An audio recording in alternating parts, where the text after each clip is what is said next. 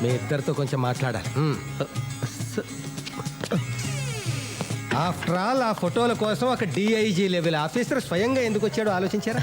కదా మాకు ఆలోచన రాలేదు సార్. రాదు, వస్తే మీరు ఎడిటర్లు అయిపోతారు కదా. నిన్న రాత్రి జరిగిన సంఘటన గురించి ఈ పేపర్లో ఏం రాశారో తెలుసా? తెలీదు. పోనీ పేపర్ ఎప్పుడైనా చూసారా? మేము మన పేపర్ చదవం సార్, పరాయి వాళ్ళ పేపర్ ఎందుకు చదువుతాం? చదవరు. నేనే మన పేపర్ చదవను కదా. అందుకే మేము చదవట్లేదు సార్. కూర్చోండి. కూర్చున్నారు కదా. ఇప్పుడు నేను చెప్పేది జాగ్రత్తగా వినండి. వింటారు కదా?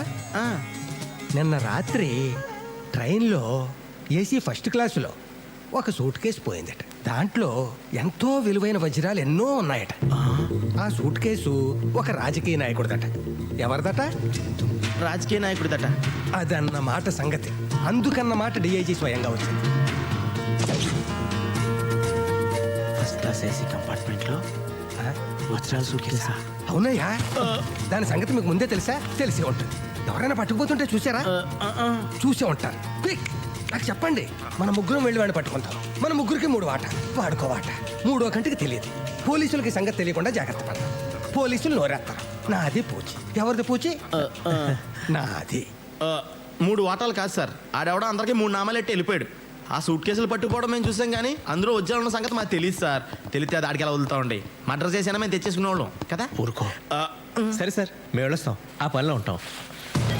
నీలాద్రి, నాకు అర్జెంట్ పని ఉంది, మళ్ళీ కలుద్దాం. సార్ ఇది అన్యాయం సార్. ఏంటి పని ఉందని చెప్పడమా? అది కాదు సార్, నేను తీసుకున్న సూట్ కేసు ఆ ఏసీలో ప్రయాణం చేసేవాడు కాదు సార్. అక్కడ టీసీ గడిది. అందులో నలిపోయిన నల్లకోటు, సింపేసిన టికెట్లు, తడిసిపోయి కంపోజ్ చేతను కట్టారు తప్ప ఏమీ లేవు సార్.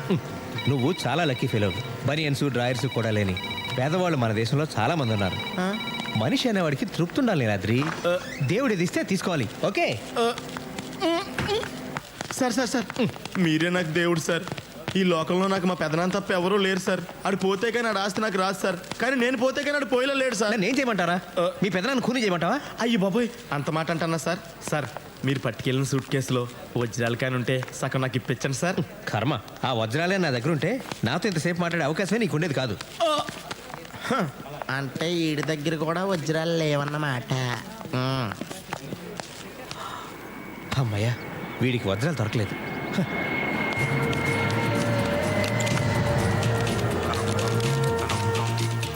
దేవుడా, ఆ వజ్రాలు ఖచ్చితంగా నా సూట్ కేసులోనే ఉండేలా చూడు స్వామి.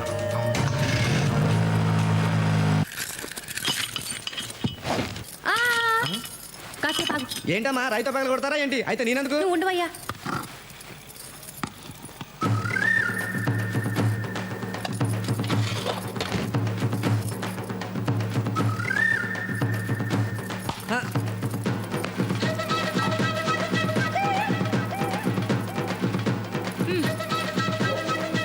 ఏంటమ్మగారు ఇంత అడావుడి చేస్తున్నారు? దీంట్లో ఏమైనా నిధులు నిక్షేపాలు ఉన్నాయా? నువ్వు తీవయ్యా.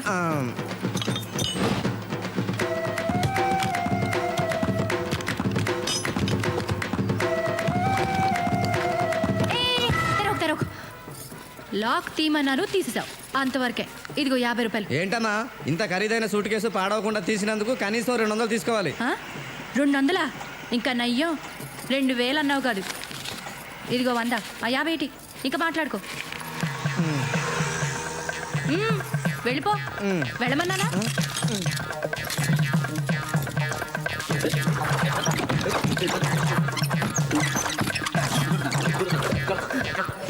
అమ్మా కనక మహాలక్ష్మి, ఇప్పటికైనా నా మీద కక్షలు చూపించకుండా ఇందులో లక్షలు చూపించు తల్లి. ఓం శ్రీ మహాలక్ష్మి నమః. ధిం ధిమి ధిం ధిమి ధిం ధిమి ధిం ధిమి దుందుభినాద సుపూర్ణమయే ఘుమ ఘుమ ఘుం ఘుమ ఘుం ఘుమ ఘుం ఘుమ శంఖనాద.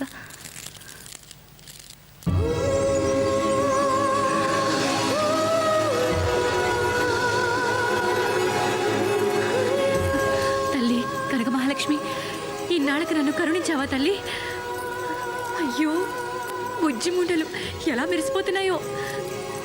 ఏదో మూర్ఖంగా ముండా అనేశాను, నన్ను క్షమించు తల్లి.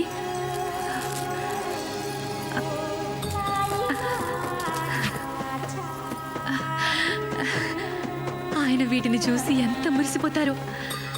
స్వరాజ్యం, నీ మూలంగా నా దరిద్రం వదిలిపోయిందని పొంగిపోతారు, ఉప్పి తప్పి పైపోతారు. అమ్మో, ఆయనకి ఏమీ చెప్పకూడదు. ఈ వజ్రాలు అమ్మితే ఓ 2-3 లక్షలు వస్తాయి. ఆ డబ్బుని బ్యాంకులో దాచుకుంటాను. ఆయనకి తెలిస్తే మళ్ళీ ఇవి కూడా లాగేసుకుంటారు. నీకు తెలియదే ఉంది తల్లి, కలికాలం డబ్బు మొగుడు పెళ్ళాన్ని కూడా విడదీస్తుంది. ఈ తప్పుకు నన్ను క్షమించు తల్లి. పిలిచావా తల్లి? ఓ.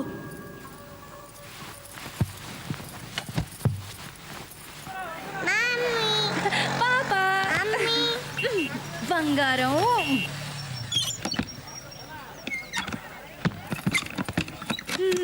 నా బంగారు కొండ, నా వజ్రాల మూట.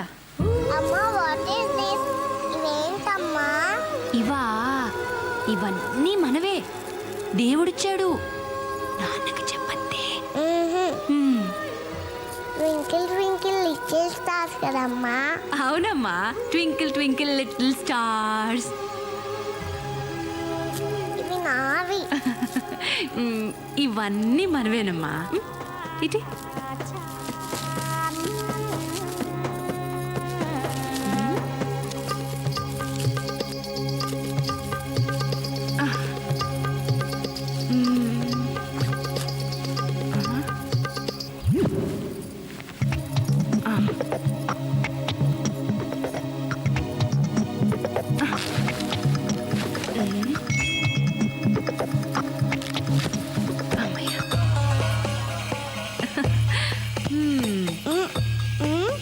నాన్నకు చెప్పతే. నీకు ఐస్ క్రీమ్ కావాలా, చాక్లెట్ కావాలా? చాక్లెట్ కావాలి, ఐస్ క్రీమ్ కావాలి, ఇంకా స్టార్స్ కూడా కావాలి. అన్ని నా బుద్ధిలో వచ్చాయి తల్లి నీకు. అబ్బా. ఈ దేశ ప్రధానమంత్రిగా నా బాధ్యతలు నేను విస్మరించలేను. వైఫల్యాలన్నిటికీ నేనే బాధ్యత వహిస్తున్నాను. ఒక క్యాబిన్ మ్యాన్, ఒక సిగ్నల్ మ్యాన్, వీళ్ళ నిర్లక్ష్యానికి 48 నిండు ప్రాణాలు బలైపోయినాయి. ప్రయాణికులందరినీ దోచుకున్నారు. ఏడిసేవలేరా, సాక్షాత్తు ప్రధానమంత్రివి, నీ సూట్ కేసే కొట్టేశారా? ప్రధానమంత్రి సూట్ కేసుకే రక్షణ లేకపోతే ఈ దేశంలో సామాన్యుల సూట్ కేసుల సంగతి ఏంటి? ఇది దోపిడీ రాజ్యమురన్నా, ఇది దొంగల రాజ్యమురన్నా. అన్నా ప్రధానుడా. నోరు పోయిరా. అక్కడ చూడండి. రేయ్, ముందు ఆ న్యూస్ ఛానల్ కట్టిపారండిరా. ప్రధానమంత్రి టెన్షన్లో ఉంటే ప్రజలు ఏమైపోతారు? 1, 2, 500 కోట్లు భగవంతుడిచ్చినవి. అవును సార్. అసలు మీరు 500 కోట్లు పెట్టి వజ్రాలు కొనడం ఏంటి? వాటిని వాడెవరితోనో రైల్లో పంపడం ఏంటి? నాకు తెలియకుండా. నీకు తెలియకుండా పోతుంది, దీనికి కూడా వెళ్ళా. సారీ. అమ్మా, డబ్బులు ఇంట్లో ఉంటే శుక్రంలాగా దొరికిపోయే ప్రమాదం ఉందని వాటిని వజ్రాలలాగా మార్చేసి వాటిని మీ పెద్దలకు అప్పచెప్పే బాధ్యత ధీరులకు అప్పచెప్పారు. విమానాల్లో వెళ్తే రిస్క్ అని, ట్రైన్లో వెళ్తే సేఫ్ అని ట్రైన్లో వెళ్ళమన్నారు. యాక్చువల్గా ట్రైన్లో వెళ్తేనే సేఫ్, బట్ మన టైం బ్యాడ్. అదే రిస్కే మన కోపం ఉంచింది. రాజకీయాల్లో అడుగుపెట్టి అసమాన ప్రతిభతో, మేధా సంపత్తితో పడని వాళ్ళను పడగొడుతూ, పడిన వాళ్ళ మీద అడుగులేస్తూ ఎంతో కష్టపడి పైకి ఎగబ్రాకి ప్రధానమంత్రి అయ్యారు. కానీ ఏం లాభం? ఒక రైలు ప్రమాదంలో దొరికిపోయారు. ఒక చిన్న రైలు దొంగ చేతిలో దెబ్బతిన్నారు. ప్రజలు మారాలి, అధికారులు మారాలి, మేధావులు మారాలి, మంత్రులు మారాలి, ఈ దేశమే మారాలి. ఈ దేశ ప్రధానే మారాలి.